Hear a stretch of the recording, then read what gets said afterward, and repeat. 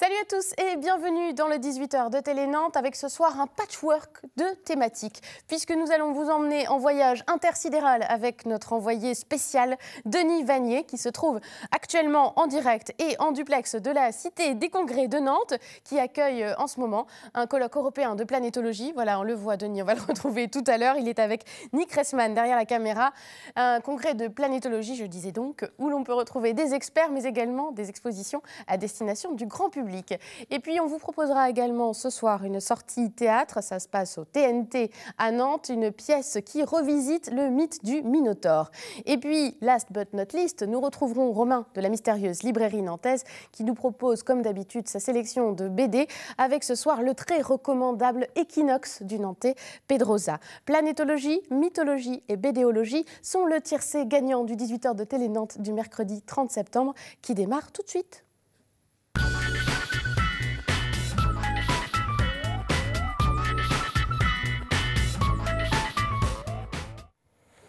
Ça se passe là, maintenant, tout de suite, en ce moment même, le colloque européen de planétologie qui réunit 800 chercheurs d'Europe, évidemment. Ça se passe à la Cité des Congrès de Nantes, avec en même temps une exposition pour le grand public au nom évocateur Voyage planétaire sur la trajectoire d'une comète, où on peut retrouver évidemment des maquettes, des robots, des reproductions grandeur nature du système solaire. Ça se passe jusqu'au 4 octobre et on va y retrouver tout de suite Denis Vanier qui est avec Nick Ressman derrière la caméra. Ce seront nos guides pour une visite très très spéciale avec des invités, peut-être des petites expériences. On verra. Absolument.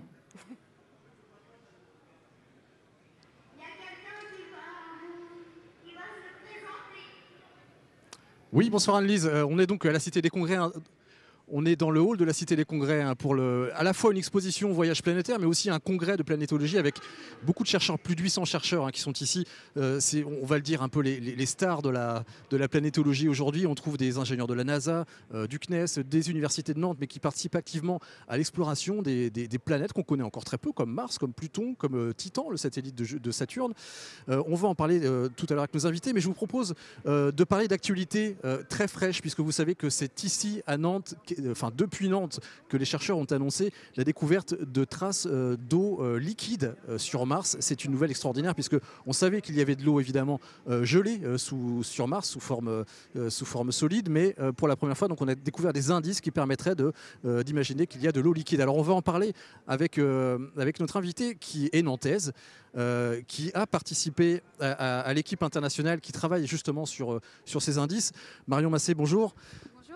Vous êtes donc chercheur aujourd'hui au laboratoire de planétologie et de géodynamique de Nantes. Vous faites partie de cette équipe internationale qui a annoncé, alors c'est extraordinaire parce que vous l'avez fait depuis Nantes, à travers la NASA, qu'on avait trouvé enfin de l'eau liquide sur Mars.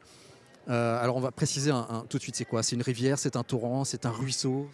Alors en fait c'est un tout petit filet d'eau probablement, c'est-à-dire que ça fait environ 5 mètres de large et ça peut atteindre quand même 1 km de long. Donc c'est des petits filets d'eau mais qui peuvent être extrêmement longs.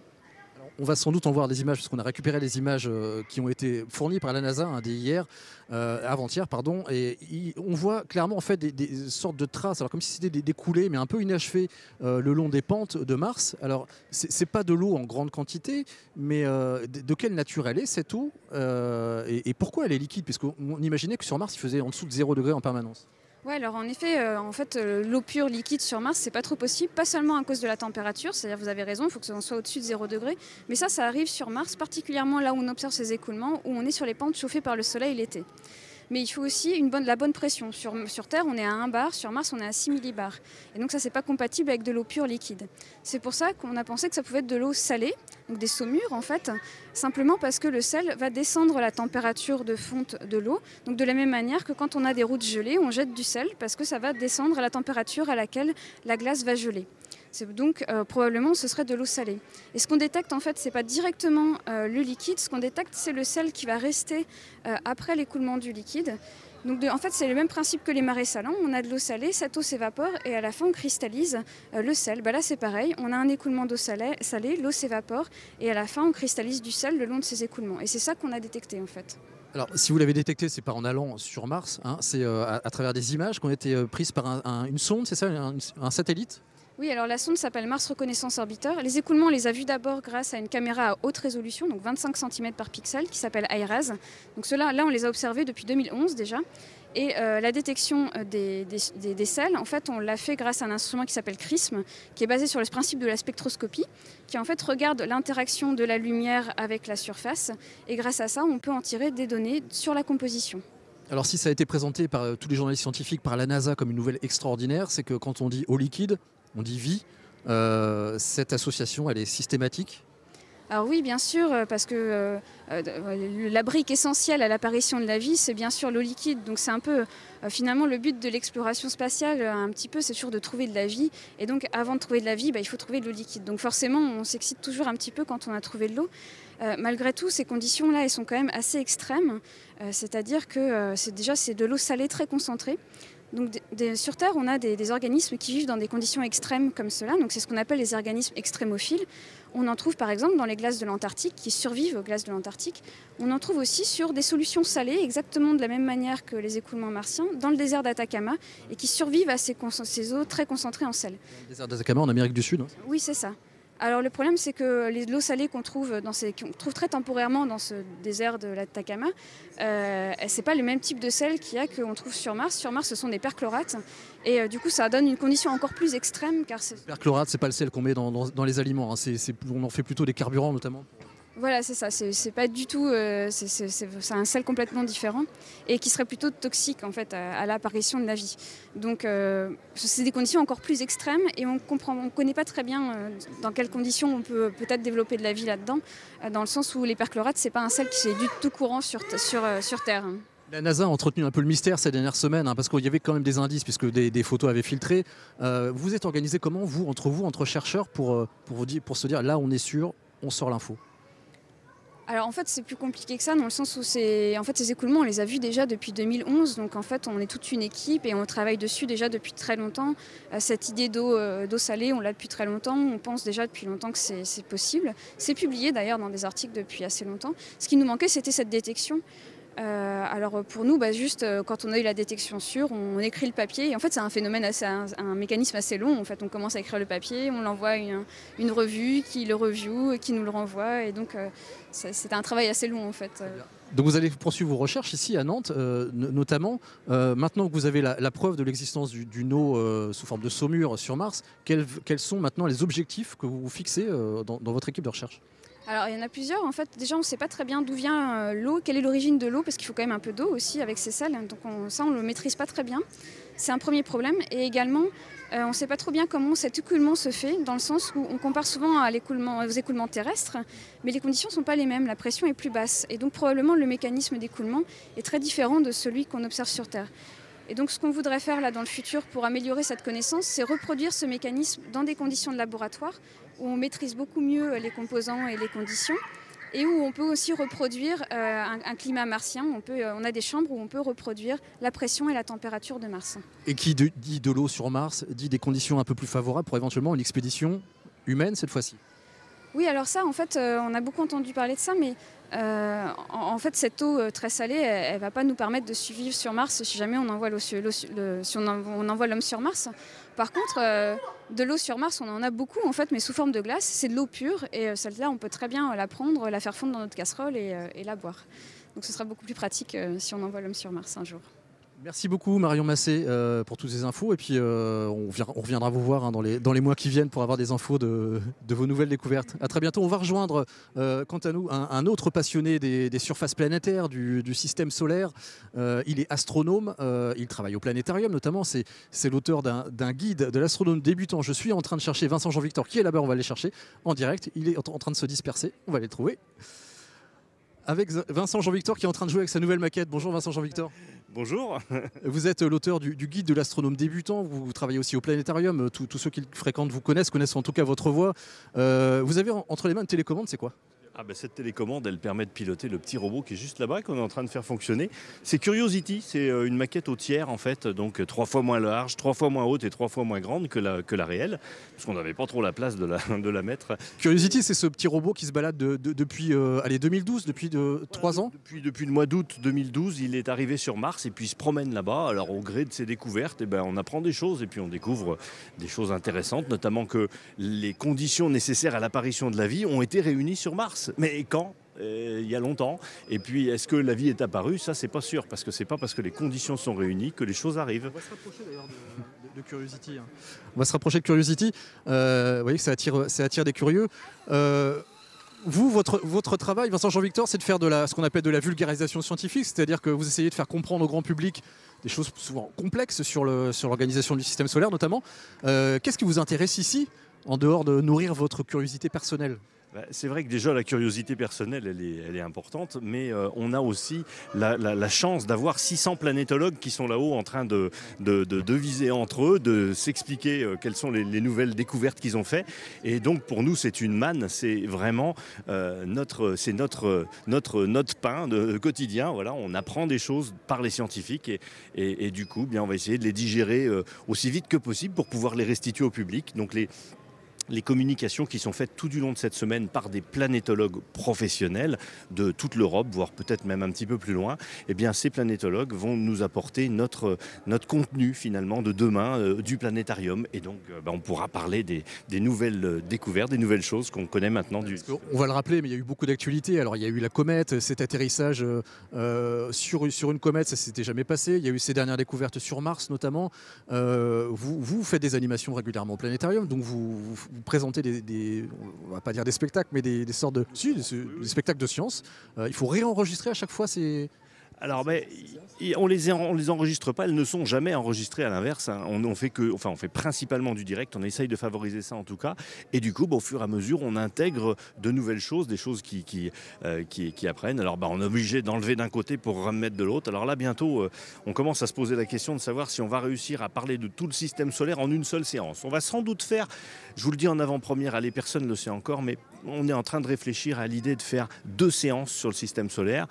Un tome 1, puis un tome 2, ou un épisode 1, un épisode 2. Si on... D'accord, avec une pause déjeuner entre les deux. On s'était vu au moment de l'éclipse du soleil qui avait déçu tout le monde parce qu'il y avait des conditions nuageuses absolument déplorables.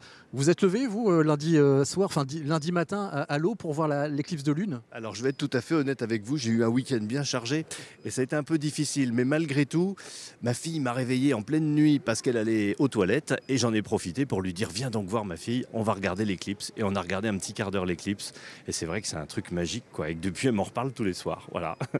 Vous avez eu l'occasion d'approcher des astrophysiciens ici ou des planétologues qui sont assez fameux. Enfin, il y a notamment le responsable de la mission Philae et il y a notamment le responsable de la mission de Mars qui a découvert le... Vous avez discuté avec eux ? Alors, pas forcément ces deux-là, mais avec beaucoup d'autres, effectivement, avec lesquels on discute beaucoup. Déjà des gens du laboratoire de planétologie de l'Université de Nantes, Stéphane Lemoylic, que vous avez vu tout à l'heure, je crois, et puis d'autres, Vincent Minier, etc., etc. Et puis ici, il y a aussi des gens très intéressants qui viennent du Muséum d'Histoire Naturelle de Paris, par exemple, où vous parlerez de météorites là-bas. C'est à l'entrée, juste à l'entrée, et il y a Brigitte Zanda qui est responsable du laboratoire qui s'occupe des météorites là-bas au Muséum d'Histoire Naturelle. Et ça fait partie des nombreux stands qu'on pourra visiter si on vient ici à la Cité des Congrès. Merci beaucoup Vincent Jean-Victor, à très bientôt. Merci. Et donc c'est jusqu'au 4 octobre, Lise, si vous voulez venir faire un tour, c'est passionnant parce qu'à chaque stand, il y a une histoire différente, un satellite, une sonde avec des découvertes scientifiques associées. Voilà, c'est absolument fabuleux. Et dans la plupart des stands aussi, vous avez des bénévoles qui sont là pour vous décrypter tout ça. À très bientôt, Lise. Merci beaucoup Denis, et puis on va vous retrouver même tout à l'heure pour le 18h, à savoir où vous serez toujours à la Cité des Congrès, évidemment pour ce colloque de planétologie. On rencontrera notamment Stéphane Lemoylic qui a été évoqué, et donc on le redit évidemment jusqu'à dimanche. N'hésitez pas à aller vous promener, on a vu que ça plaisait à tout âge, cette exposition Voyage planétaire sur les traces d'une comète, des petits de 7 à 77 ans. Et des astéroïdes à Astérion, il n'y a qu'un pas que nous allons franchir ce soir, ou plutôt une racine latine. Aster, c'est l'étoile, ça tombe bien. Astérion, c'est l'autre nom du Minotaure. Vous savez, vous connaissez ce mythe du Minotaure, un personnage de la mythologie grecque, moitié homme et moitié taureau, qui a été enfermé dans un labyrinthe sur l'île de Crète par le roi Minos. Et c'est Thésée qui est allé le tuer grâce au fil d'Ariane. Il a pu réchapper, sortir du labyrinthe grâce à ce fil qui avait été cousu par Ariane. Et bref, la jeune compagnie nantaise de théâtre Les Embarqués a décidé de revisiter ce mythe du Minotaure, de le remettre à la sauce moderne avec un texte original qui a été écrit en alexandrin.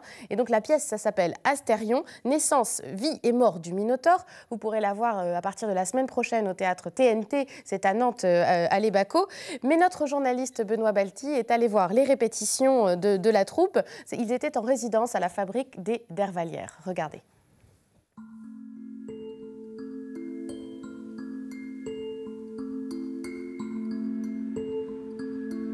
Tu seras les collines, la forêt, la rosée du matin tombera de mes yeux sur le lac de ta peau comme les perles d'un dieu. Je serai la houle qui caresse la mer. Je serai le feu qui embrasse la terre. Astérion, en fait, c'est donc le prénom du Minotaure.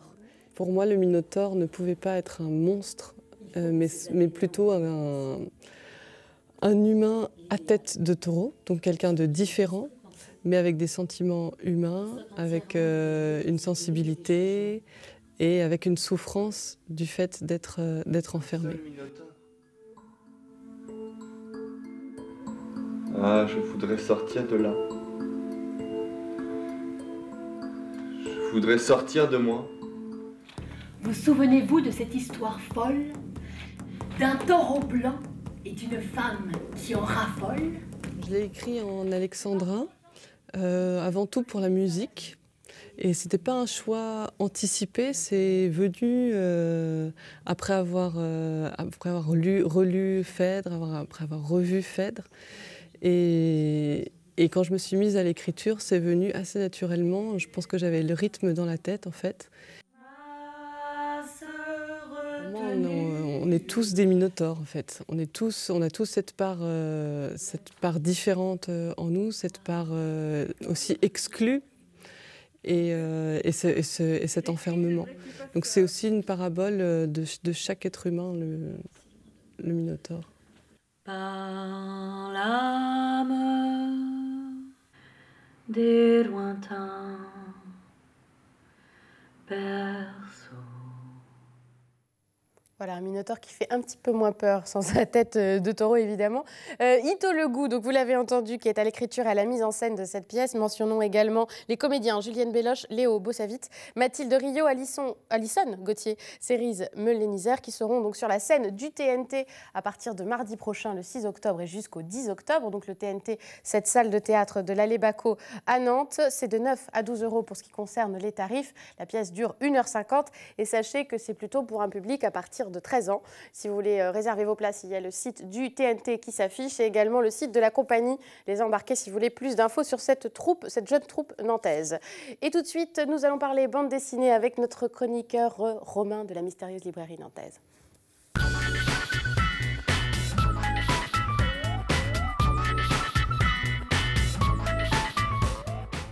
Et il arrive en courant.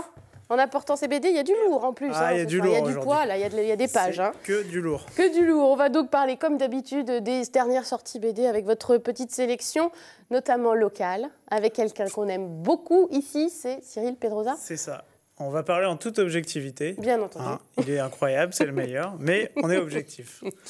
Il vient donc, voilà, on commence avec toujours l'actualité. L'actualité, elle est très riche en Nantais ce mois de septembre. Et il y a eu Equinox qui est sorti. Donc Equinox, c'est un énorme pavé chez Air Libre, aux éditions Dupuis. C'est un album très riche et graphiquement, j'ai essayé de vous faire une sélection, vous allez voir.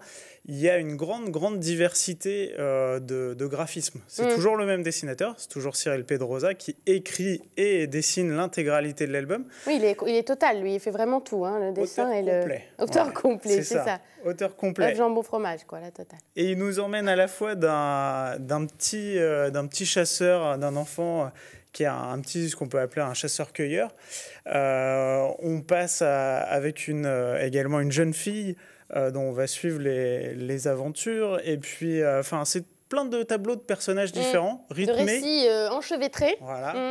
Et je sais que vous pouvez en parler parce que vous l'avez lu. Hein. Vous êtes venu, dès qu'il est sorti, vous étiez à la librairie. On est fan, quand on est fan, on est fan. Hein. Et donc du coup, c'est vraiment très marquant. En fait, il arrive à transcender la bande dessinée et à aller très très loin en utilisant tous ces types de narration pour nous emmener d'un point à l'autre de son histoire, nous balader avec, par exemple, il y a des moments comme ça où il y a beaucoup de textes, c'est très curieux. Ouais. Et en même temps, il le fait à merveille, ce qui fait qu'à la lecture, ça demande énormément de technique, mais à la lecture, on ne se rend pas compte de toute la... Et on se dit qu'il pourrait être romancier, Cyril Pedrosa aussi. Un peu. Hein, on lui dira. Et puis ça raconte, des personnages qui se demandent quel est le sens de leur vie. C'est des questions un peu philosophiques, existentielles dans ce numéro. Donc Equinox. On rappelle ce qu'il avait fait avant, Cyril Pedrosa ? Il avait fait Portugal. Notamment, qui avait cartonné aussi. Il y a de ça maintenant un petit moment. Ça ne rajeunit pas, Romain, il y a 4 ans. Ça lui a pris quand même 3 ans à réaliser. C'est 330 pages. Il y a de quoi lire. Oui, il y a de quoi lire, il y a de quoi réfléchir. Gros coup de cœur sur les équinoxes. Après ça, s'il y a des gens qui nous disent que la bande dessinée, c'est creux et il n'y a pas grand-chose à trouver dedans en fond, on ira les voir. Alors, d'autres Nantais maintenant, avec une BD historique, cette fois qui s'appelle Jugé Pétain, qui est dessinée par le Nantais Sébastien Vassant. Tout à fait.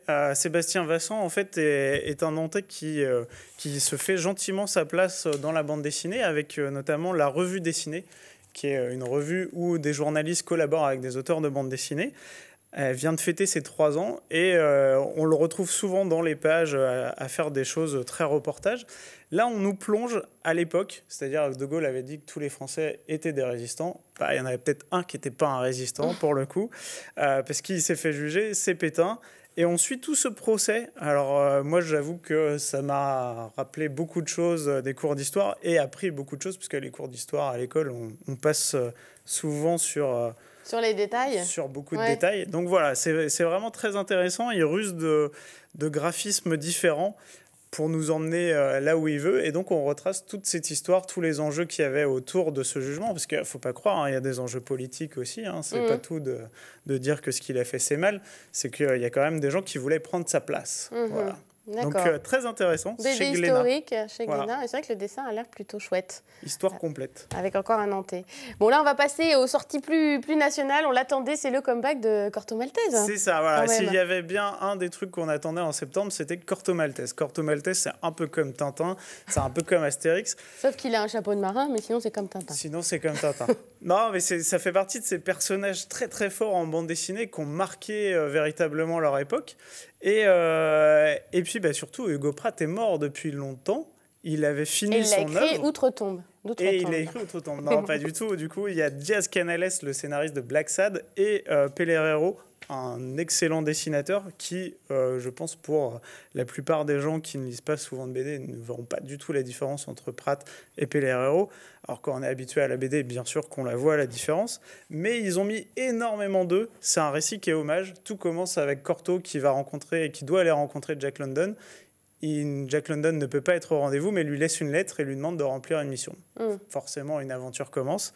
Et c'est vraiment un album hommage, c'est-à-dire on retrouve plein de choses, des plans, des décors, tout ce qui a fait la force de Corto Maltese, en fait, qui est quand même devenu un personnage iconique, qui a fait des pubs pour Dior, voilà, quand même. Notamment, il n'y a pas que... Alain Delon, il y a aussi Corto Maltese. Il y a aussi Corto Maltese. Vous êtes convaincu, parce que les reprises, c'est pas toujours évident, mais là, ça fonctionne. Si vous êtes un pur et dur et qui n'acceptez pas les nouvelles versions, non, n'essayez pas de le lire, vous allez toujours trouver que Pratt, c'était mieux. Donc oui, Pratt, c'est mieux, mais c'est un très très bon album. On prend grand plaisir à retrouver le personnage, puisque ça faisait un moment que plus de 20 ans. 20 ans d'absence quand même, ça commençait à faire. Et puis alors là, on reprend une histoire qu'on connaît bien, c'est les 7 nains qui accompagnent Blanche-Neige, mais alors dans une version complètement délirante, c'est ça. Tout autre. Qui ne connaît pas les 7 nains ? Les 7 nains, on les a vus relus, re-relus dans les contes, dans la version Disney, dont on se rappelle forcément. Et bien cette fois, on va les retrouver, mais revus et corrigés par Lupano dans la collection 7 chez Delcourt. Encore Lupano. Le alors vous allez voir, il est présent il est vraiment très très présent en cette rentrée. C'est-à-dire non seulement il y a beaucoup d'albums, mais il y a beaucoup d'albums scénarisés par lui. Il revisite version adulte, c'est-à-dire les enfants, non, ne leur donnez pas à lire entre les mains, ce n'est vraiment pas pour eux. Les 7 nains, en fait, sont des bouffons à la cour du roi. Ils vont faire une mauvaise blague sur la méchante reine. Et là, forcément, elle va demander à ce qu'il se fasse tuer. Voilà, tout bêtement. C'est sanglant. Elle va aller loin. Et le roi, étant gentil, va dire non, on va juste les exiler. Ils sont exilés. Quelle mansuétude. Ils vont revenir et là, bien entendu, va y avoir... ils vont découvrir un passage secret qui va leur permettre de passer derrière les murs et notamment derrière un fameux miroir. Je n'en dis pas plus. C'est assez satirique et c'est très, très drôle. Validé aussi par mon collègue Éric Egon, qui l'a lu. Il traînait sur mon bureau, il l'a lu, il a lu la BD. Il nous reste moins d'une minute pour parler de Bob Moran. Vous l'aviez déjà évoqué la dernière fois, une expo qui est faite aussi avec la mystérieuse librairie nantaise. L'affiche est arrivée. On a l'affiche maintenant. On a l'affiche. La voilà. C'est ça. Ça va commencer le 14 octobre. En fait, vous pourrez vous rendre à la Maison de l'Avocat, qui est juste derrière le nouveau palais de justice. Et on vous y prépare avec les éditions Le Lombard une énorme expo avant la sortie de l'album, puisque l'album sortira le 30 octobre. C'est un peu une exclue nantaise avant la sortie nationale. Et le 22, il y aura le lancement avec la maison d'édition qui viendra et tous les auteurs. Donc il faut savoir quand même que si on le fait, c'est parce qu'il y a un dessinateur qui s'appelle Dimitri Armand, qui a énormément de talent et qui est nantais. Évidemment, voilà. Nous en reparlerons bien sûr. Merci beaucoup Romain pour toutes ces informations. Merci à vous de nous avoir suivis et puis à demain sur Télé Nantes bien entendu.